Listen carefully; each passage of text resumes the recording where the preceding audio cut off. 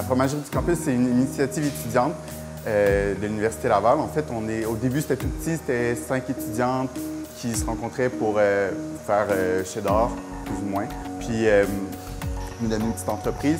Puis on a une vingtaine d'étudiants à se rencontrer 5 fois par session pour faire différents fromages, finalement. En fait, nous, à la fromagerie du campus, on fait du fromage de lait pasteurisé. Donc, notre première étape aura été la pasteurisation.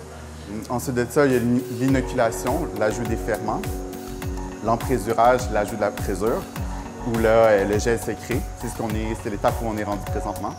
Puis, il va y avoir le décaillage. Donc là, on va venir couper le caillé, puis finalement le moulage. D'après moi, c'est ça, ils sont vraiment plus actifs. Il y a eu un temps de maturation un peu plus long que d'habitude aussi. Oui. Les températures. En fait, moi, ce que j'aime le plus de la fromagerie du campus, c'est qu'on réussit à appliquer ce qu'on apprend en cours. C'est la plus belle partie, je pense, de la fromagerie. Puis, en plus de ça, ben, on a toujours des petits problèmes à régler. On ne fait pas ça sur une base régulière. Il y a toujours comme un petit accrochage à quelque part dans la journée. Fait que là, ça nous permet de se retourner, puis bon, OK, comment on agit, qu'est-ce qu'on fait. Ça nous permet vraiment d'appliquer ce qu'on apprend en classe. C'est le plus beau plus-value de la fromagerie, finalement. On est à chaque année au Salon d'agriculture, alimentation et consommation, qui est aussi organisé par les étudiants. C'est un salon étudiant, finalement, de l'Université Laval. C'est une belle visibilité pour nous. Les gens découvrent ce qu'on fait, puis on peut discuter avec eux. C'est que c'est un bel échange toujours. Puis là, cette année, on avait un kiosque de vulgarisation.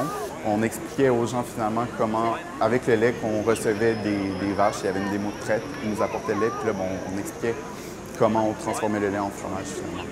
Devant vous, vous avez ici 3 belles vaches de race Jersey. La vache Jersey, c'est un peu une race qui est marginale au Québec. On retrouve surtout des vaches Holstein, qui est la vache noire et blanche que tout le monde connaît. La plupart des gens ne savent pas comment le fromage est fait. On en mange tous. Ça fait partie de notre alimentation, mais les gens ne savent même pas, certains ne savent même pas qu'on met des bactéries dans le lait pour les fermenter, des bactéries. Ils étaient tout impressionnés. Je trouvais ça intéressant et important de leur expliquer un peu les grandes étapes. En général, je pense que les clients sont assez satisfaits de...